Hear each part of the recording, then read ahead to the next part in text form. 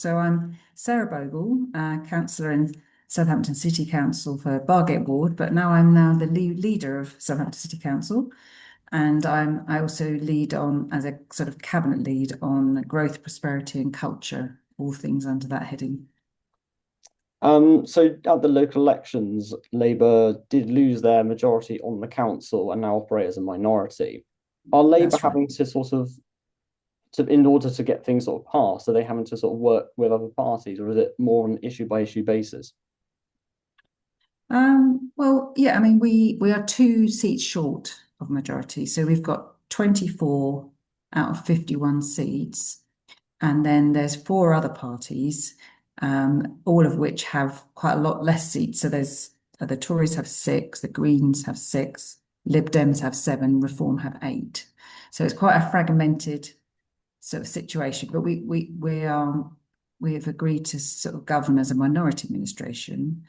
But so what that means is that we have to sometimes find common ground or areas where we compromise. Yeah, and potentially do deals, but it's early stage really. The first thing that we negotiated on was at the AGM back on Wednesday when I got elected, which was all about what they call proportionality, which is basically how many of each party's representatives are in each of the key committees. And that's things like planning, licensing, and key scrutiny and stuff, and some of it's statutory. So that was hammered out over, it took a couple of hours. And eventually we got a compromise, which meant that everyone felt that they had representation, because a lot of our structures are sort of more used to 2 or maybe 3 party politics, and that didn't quite work. So we had to sort of slightly make the pie a bit bigger to make sure everyone had representation. So that's one example where we've sort of made some accommodation so far.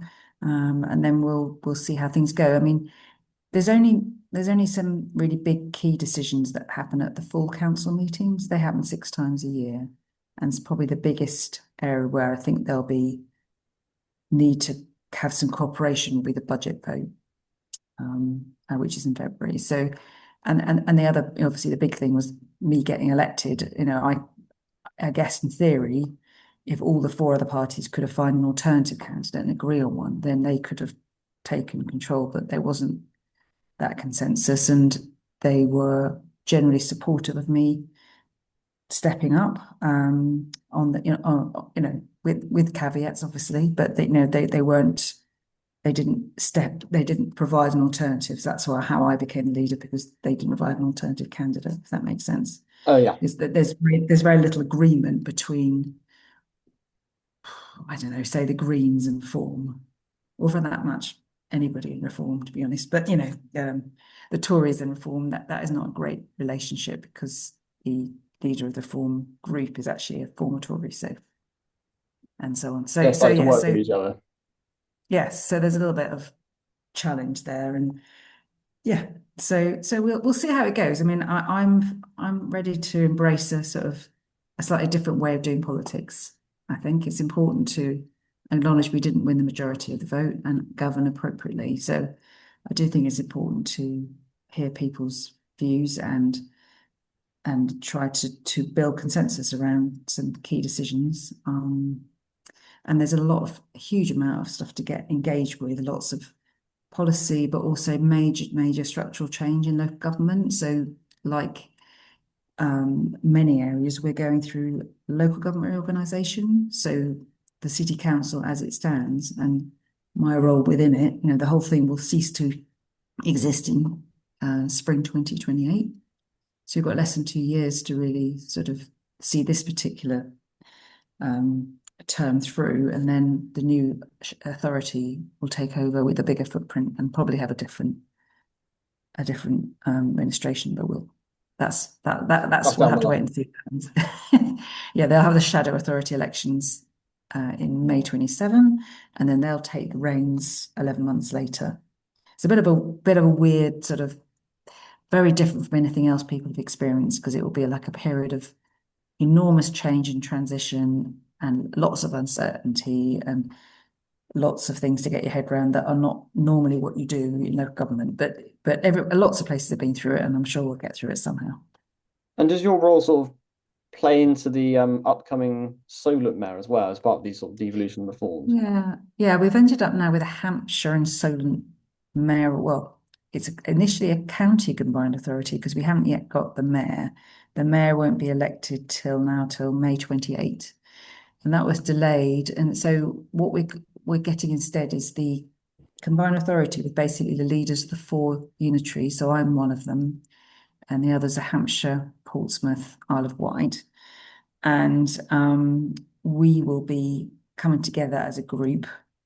I think the county have two members or something because they've got the biggest slice of the pie. Anyway, there's five of us coming together, and we will be basically running that combined authority with officers with a budget that is 40% of the money that was originally promised, but 40% is still not bad. It's about 17 million the first year to try and spend that money on major projects and areas that we can agree on across the Hampshire area. And obviously I'll be fighting for Southampton's share of that pie, and that's literally about to start the parliamentary process, the statutory instrument they call it. It's all very arcane, but has, I think, just gone through Parliament, and there's a further bit of legal stuff to happen, which means we should be in place in the next week or so and start meeting hopefully in July.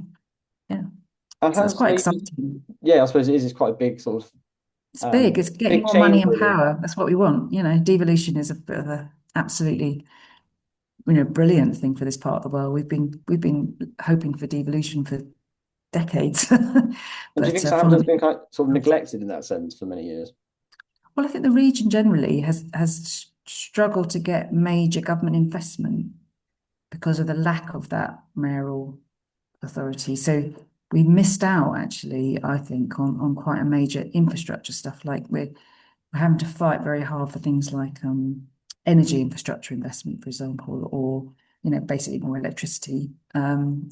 We've got one of the major ports in the country in our sort of footprint, who would love to put another plug in, so you can plug more ships in, but they can't because it would wipe out all the power from here to Oxford.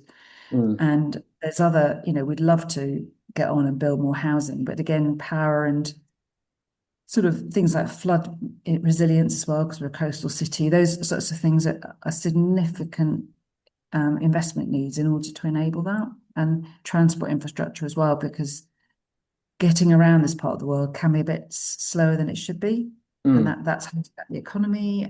We need better public transport, better links generally, and all that costs a lot of money. And generally places with devolution, so like some of the northern cities and their conurbations have benefited hugely from that advantage, and we're only finally getting And do you close to it think now. Southampton as a location has a benefit because it's on the coast and it's relatively near London? Do you think this is a sort of makes devolution maybe a bit easier than if it was more isolated?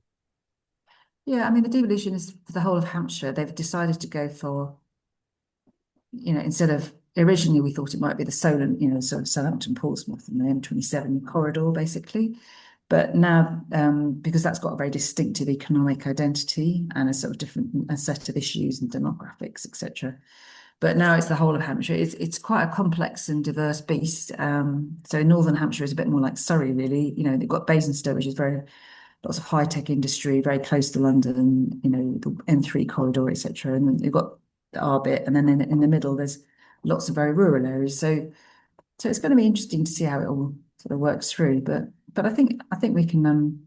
Southampton is a key part of it. It's the biggest city in the area, and probably what Southampton succeeds, Hampshire succeeds. It's one of the sort of engines of growth type thing, and we're more than happy to play our part in terms of creating more opportunities in terms of housing and attracting more investment in terms of jobs as well. So yeah, I think it's an exciting time for the city and the region. I think we've got a lot of really good opportunities, and I'm hoping I can help Southampton realise more of its potential. And is there a sort of clear distinction between the powers of Southampton City Council and the eventually elected mayor? Yeah, I mean, I think the way I understand, I mean, again, I'm sort of, finding my way through all of this, but the mayor isn't all powerful and doesn't micromanage everything. They've got certain new powers and new sort of oversight and maybe strategic powers that can direct that things at a regional level, but the actual delivery is usually done through the local councils. And so for now, that's Southampton City Council, Portsmouth, etc. And then from, well, when was it? April 28, it'll be these new bigger local authorities. So Hampshire's going to go from 15 to 5 local authorities. And the only one that's going to stay the same footprint is the Isle of Wight for obvious reasons. But everywhere else, it's just going to be much more like, I suppose, the Southampton one. It's more like a city region with an area that's sort of a travel to work area and a natural sort of where people go back and forth to work, play, whatever. So, and all the port will be in the same local authority, and places like the Science Park and the airport, which is actually in Eastleigh, but it's called Southampton Airport, and so the Southampton and the sort of Waterside and the Eastleigh and a bit of Chilworth, that's the new authority in the southwest part of Hampshire. And then the others are sort of around Portsmouth and goes right to Gosport, Havant, Waterloo, all that sort of area, which again is a natural sort of set of communities that tend to gravitate towards Portsmouth generally. And then you've got the sort of mid-Hants, which is much more rural mostly, with places like Andover and New Forest, etc.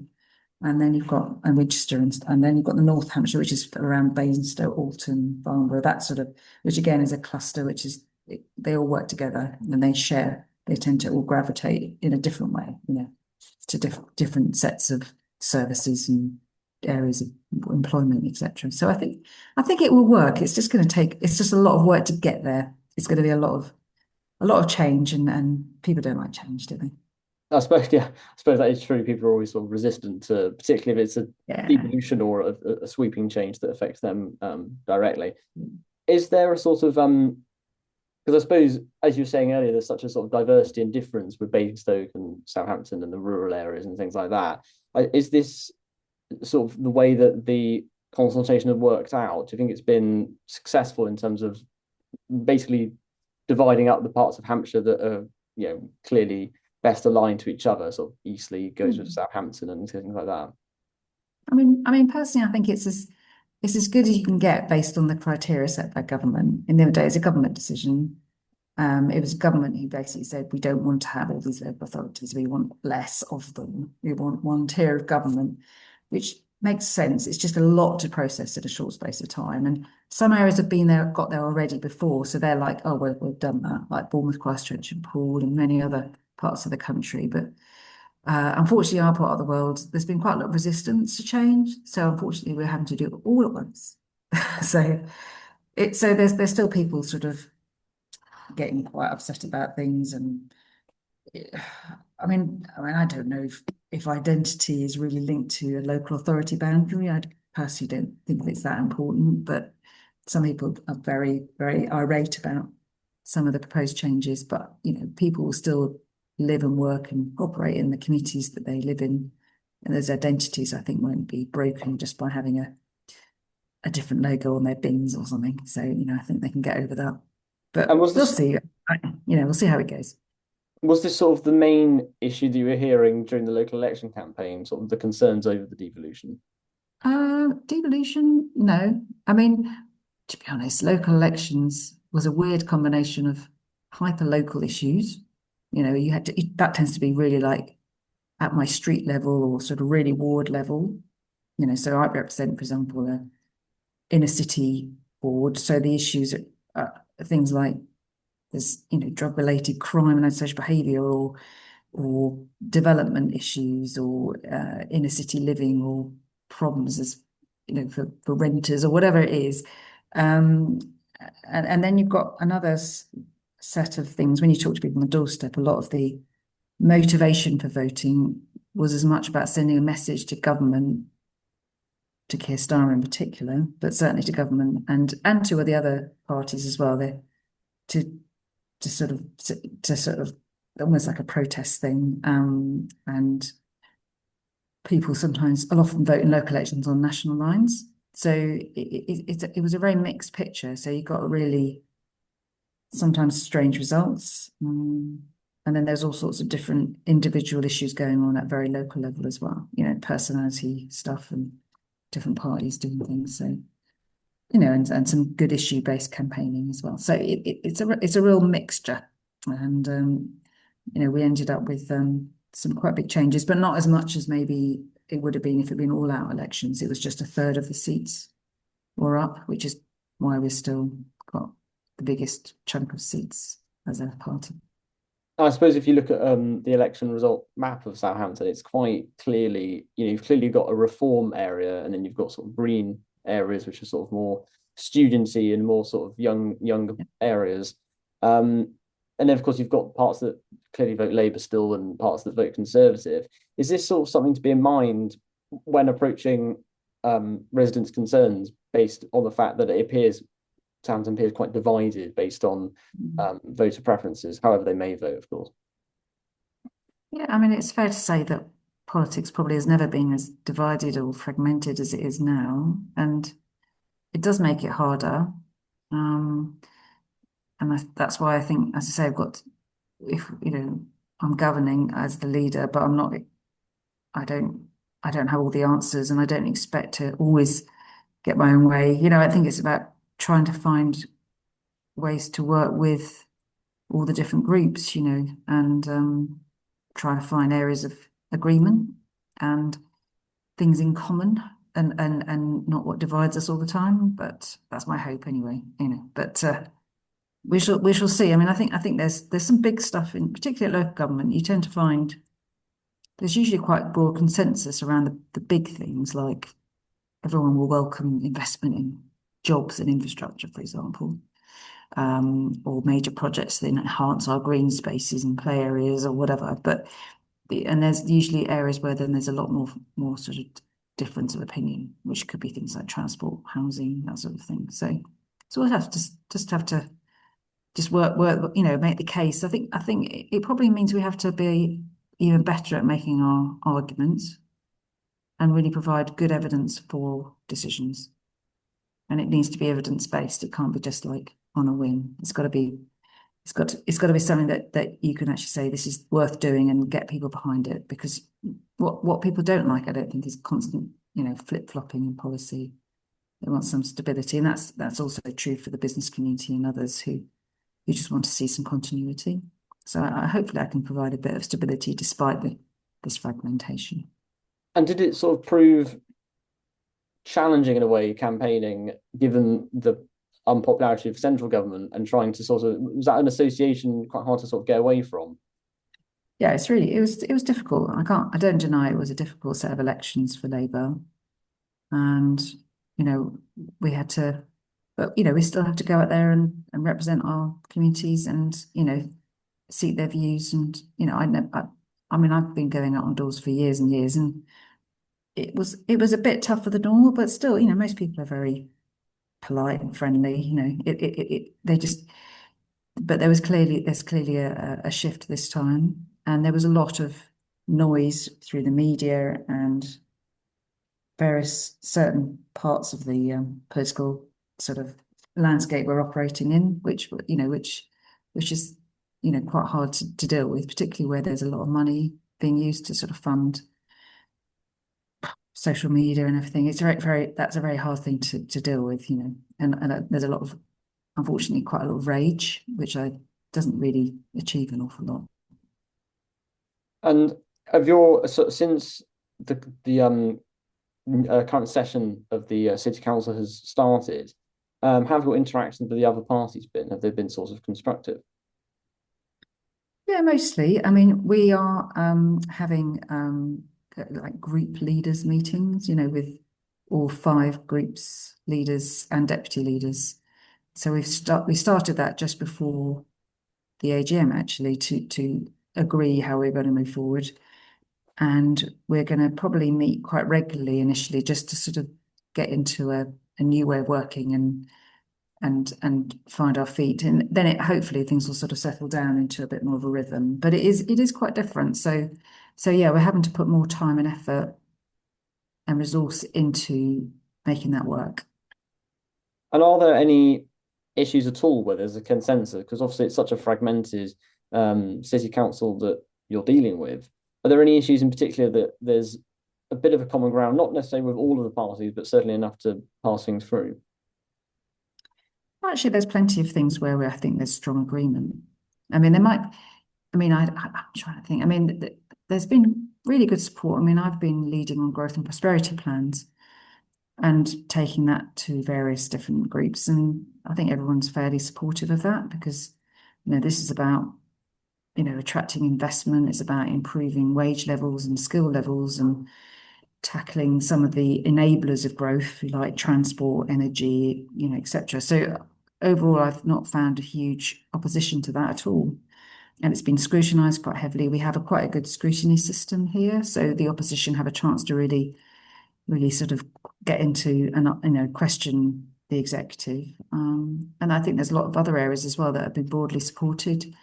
Been some improvements to the sort of overall housing strategy. The implementation of the Renters Reform Act, though it's not without its challenges, I think broadly has been welcomed because this, looking at the data, the city has nearly 30% households who are privately renting, so it is quite a significant chunk of people to look after. So overall, I think there's been broad support, and there might be some differences, but overall, I think there's been quite good support.